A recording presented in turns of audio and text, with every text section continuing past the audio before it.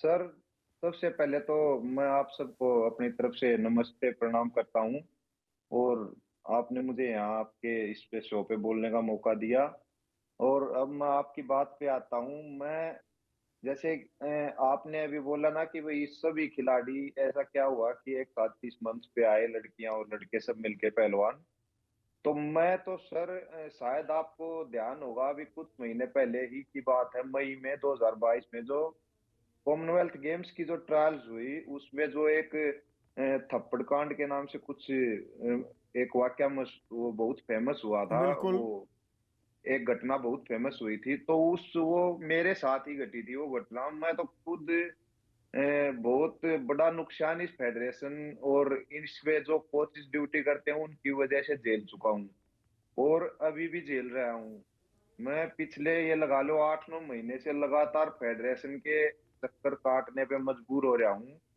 हम गांव से आते हैं, एक सिर्फ खेल के दम पे इस लेवल तक आए हैं भाई, अपना जीवन का स्तर सुधारा है हर तरीके से मेहनत करके।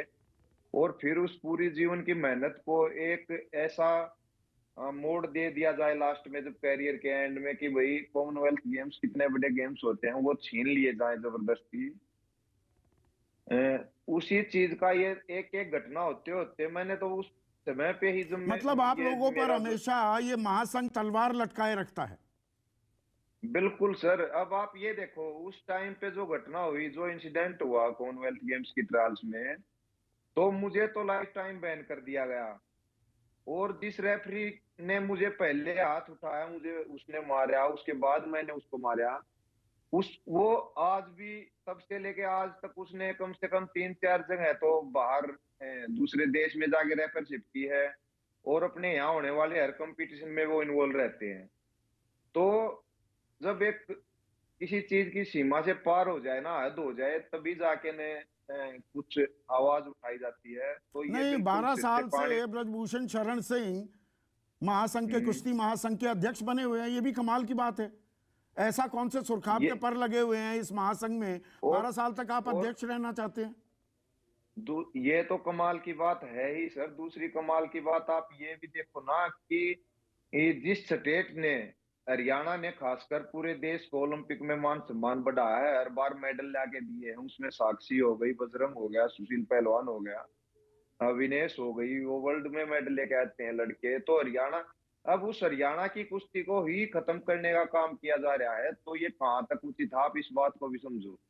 और जो जिस तरह के एलिगेशन लगाए गए हैं विनेश द्वारा, या वहां पे बैठ के हमारी जो बहन लड़कियां पर क्या पहलवान जो हैं। पहलवान भी अपनी मनमानी करना चाहते हैं? बड़े स्टार हो गए, मेडलिस्ट हो गए ओलंपिक्स में या कॉमनवेल्थ में या एशियन गेम्स में, वो अपने हिसाब से अपनी शर्तों पर वो ट्रायल करवाना चाहते हैं, कहाँ होंगे कहाँ नहीं होंगे। ये आरोप खिलाड़ियों पर, स्टार खिलाड़ियों पर भी लगते हैं संघ की तरफ से। नहीं इनमें कितनी सच्चाई सर, है?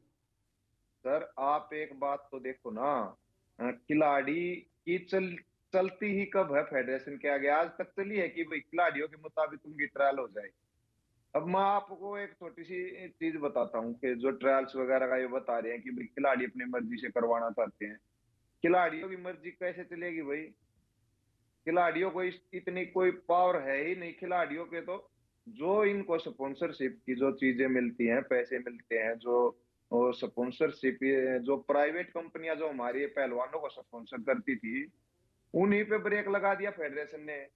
अब जो भी प्राइवेट कंपनियां थी वो फेडरेशन के थ्रू आएंगी और तब जाके किसी पहलवान को स्पॉन्सर करेगी, अगर फेडरेशन चाहेगी तो तो जो पहलवान कहाँ पहलवान मन अब मर्जी मांग कर रहे करेंगे हैं सर? कि फेडरेशन को भंग किया जाए, आपको लगता है फेडरेशन को भंग किया जाएगा? या इतने नहीं, सारे स्वार्थ, वेस्टेड इंटरेस्ट जुड़े हुए हैं इस चीज में कि यह नामुमकिन है? नहीं, ये चीजें तो होंगी सर, ये बिल्कुल हर एक चीज। मैं ये कहना चाहूंगा, हर चीज की कोई एक सीमा होती है, लिमिट होती है। अगर आप उसको उससे एक ज्यादा मिनट आता खींचोगे हूं तो सत्येंद्र, मैं आपके पास।